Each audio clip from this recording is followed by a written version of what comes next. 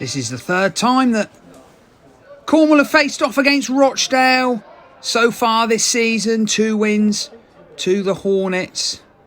Although not straightforward affairs, the scoreline in both games perhaps flattered Gary Thornton's side, and Mackenzie Harmon gets us underway here at Spotland. Punchard onto Demek, hit by a 3-person welcoming committee.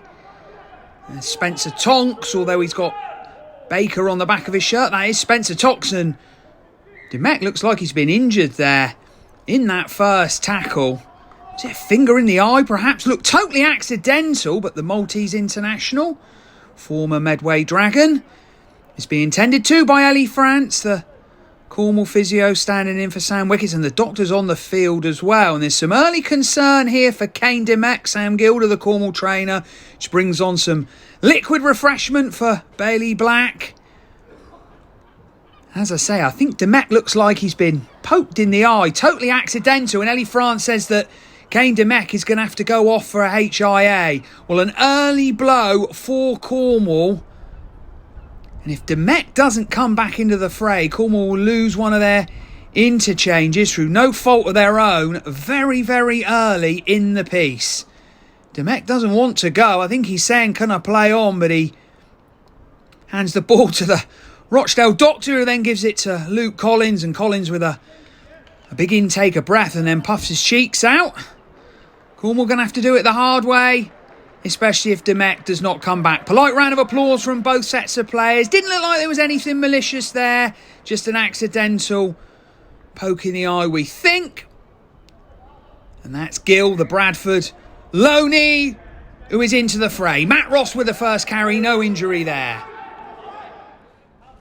Both teams with early attacking opportunities, neither of which was taken. Aidan Roden has the ball, and it's on to Emerson Whittle, who joined the Hornets after starting the season with their local rivals Oldham. Here's Roden again. Short ball. Forster, has he scored? Yes, he has. Great strength from Forster, and there is the opening try for Rochdale Hornets. Well, both teams have had an early sighter, but now the home side are ahead. Referee ruled a Cornwall hand in the tackle there. Rochdale with men out wide. McNally, simple to Talapapa, and Missy Talapapa, the recent loan signing from Doncaster. He'll spend the rest of 2024 here at Spotland, and he has opened his Rochdale account with a simple try. Rochdale scored their second try. In a similar position, they go the opposite side. This side, great run from Else. He escapes the clutches of Wheatman, and Lewis Else has a third try for the home side, the second from a set scrum play move. He's crediting that to one of his teammates. It might be Mackenzie Harmon, or was it Emerson Whittle? Rochdale stretch their lead.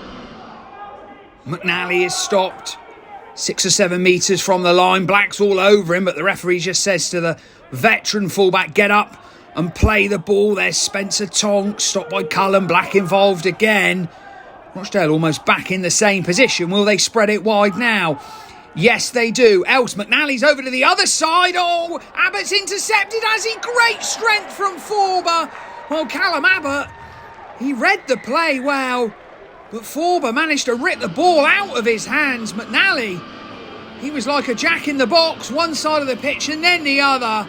Rochdale are in at the corner. Davies is tackled, stood up. Roden scampers away from dummy half. Great feet from Roden, great pace from Roden. And Aidan Roden scampers in from 20 metres out, congratulated by Lewis Elson Forster, the man who got the ball rolling. And Rochdale have a 5th in this first half. Difficult opening 25 minutes for Cornwall, but they have stemmed the Rochdale tide. Home side look to go up the short side, and the referee, Brad Milligan, says that's the last tackle. Goes into centre of field, and Rochdale haven't been able to get the kick away. They do now. It's charged down by Bailey Black. Bailey Black, will his toes see him home? Yes, they will. Bailey Black picks up on halfway, shows the Rochdale defenders a clean pair of heels. He boots the ball away almost in frustration at his side's first half performance, but Cornwall are finally on the board. An element of luck, things perhaps haven't gone their way in this opening half, losing Kane Demek with the first play of the game. But the Chuffs are on the board, and it's Bailey Black with a try. Brown from bang in front, just pauses and crouches down. Familiar run up from Brown, and a familiar result from that kind of territory, an extra 2 points. And it's Rochdale 28, Cornwall RLFC 6. Aaron Small clearly wasn't happy about something there. I think referee Brad Milligan has put that incident on report. The second of the game as Jaden Days carries. We are in the dying embers of this first half. The clock just ticking down now. Here's Roden, tries to pinch another one away from the base of the ruck. Wheatman and Jake Lloyd in attendance. And there does go the half-time siren. A pretty dominant performance from Rochdale so far. Clinical as well. They have taken their chances when they have presented themselves to Gary Thornton's side. 5 tries, 4 of which have been converted by Mackenzie Harmon. Cornwall are on the board though, thanks to Bailey Black's try. An element of fortune about that one. But they all count. Cornwall with work to do in the second half. Roden again with that trademark run from dummy half. He's not stopped. Great offload.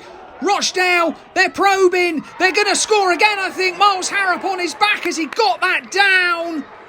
Well, the referee says he has. Conroy and Brown. Conroy tried to get himself under Miles Harrop. But the referee says Harrop has the ball down and Rochdale have their first of the second half. Rochdale will probably feel that this game is in the bag as Forster breaks through. He's got support on his inside. It's Days the interchange. And that probably is the game now for Rochdale. Harry Aronson boots the ball away in frustration. The home side have gone back to back. They're running red hot at the start of this second half. Roden at dummy half, short ball to Andrade. Oh, and Andrade's dropped that, I think. He's dropped that over the line, surely. No, the referee, and he is the only man that matters. Mr. Milligan says that he's got the ball down. No appeals from the Cornwall players. They're left crestfallen at conceding a third try of this second half inside just 8 minutes. But for mine, Andrade fumbled that ball. But they all count. Andrade, who made that huge error in the game here back a couple of months ago when he made a hash of the kick-off and Nathan Conroy was able to pick up and score. Well, just like the first half, Cornwall have stopped this Rochdale side scoring points. And they have the ball themselves. It's Lloyd who plays it to Conroy. Now to Punchard, Black, Brown into the 3-quarter line, out to Aronson. That looked forward. The referee says play on though. And that's great pace from Harry Aronson. He has shown the Rochdale defenders a clean pair of heels. Greg McNally is appealing for something. I'm not quite sure what. Perhaps it was the forward pass. But after Andrade, for mine, clearly fumbled over the line, I think Cornwall will take that. Momentum's a funny old thing in rugby league. 3 quick tries from Rochdale. They look like they were in the driving seat. They perhaps still are, but it's all Cornwall now. And they're going to score again, I think. David Wheatman. Brilliant from Wheatman. Lovely short pass from Punchard. A hole in the Rochdale defence. Wheatman went through McNally, the veteran, like he wasn't there. And Cornwall have their second try in a matter of minutes. And they are making a real game of it. Much more respectability on the scoreboard. Brown with 1 from 2 this afternoon so far. Should favour the right footer. And that is straight between the uprights. The flags go up. And Wheatman's try is turned into a 6-point score. Brown will tap the ball onto Lloyd. Fortunate penalty, perhaps. I don't think Juma did an awful lot wrong, but the referee said he wasn't standing square. And here's Conroy. Conroy, quick dummy. Conroy through a gap. finds a supporting Bateman. Bateman's going to go over under the sticks. Well, we've all heard of John Bateman, but this is Jacob Bateman, folks. Another prestigiously talented youngster off that conveyor belt of talent from the Bradford Bulls. He's made his senior debut for the Odsal outfit this season. That's his first try in professional rugby league. And Cornwall have another try. Brown from bang in front again. As that's Andrade that's trudging off for Rochdale, and Brown just nonchalantly knocks over the extra 2 points. Well, I wouldn't say home nerves are jittering, but the scoreline's perhaps closer than they would have thought it would have been, especially when Andrade went over for that controversial try 8 minutes after the restart, which stretched their lead to 46-8. Collins plays the ball to Conroy. Ross, short ball to Gill. Gill through a huge gap in the Rochdale defence. Where's his support? There it is. Harry Aronson in again. Well, Cornwall have cut the deficit to just 20 points. There's less than 10 minutes on the clock, but the Chuffs are running white hot. They're scoring every time they get near this Rochdale line. And we have a grandstand finish here at the Crown Oil Arena. Rochdale have fallen apart. Cornwall are rampant. Harry Aronson with his second. Conroy to Black. Brown's on the move. Brown picks the ball up. Great feet. Great try from Cornwall. Great try from Cameron Brown. Well, his mum and dad are in the crowd. They've flown all the way from Australia to see him play this afternoon. And he's rewarded them and Cornwall with another try. It's probably just a little bit too much of a mountain to climb for the Chuffs. 4 minutes of this game left. And Brown kicks the extra 2 points. The score now 46 points to 32. What a tremendous second half showing from Cornwall. They made a real fist of things. And Rochdale will just want the siren to go. Conroy will go up the short side to Punchard. That's the last tackle. Cornwall not even in Rochdale's half. And will Black go high? Yes, he does. There is the siren. Can Cornwall finish with some points? No. That kick's well diffused and the referee blows the final whistle. Well, what a second half. A contrast of fortunes for both teams. Rochdale started like a house on fire. 3 converted tries inside the opening 8 minutes. Looked like they would pile on a mountain of points.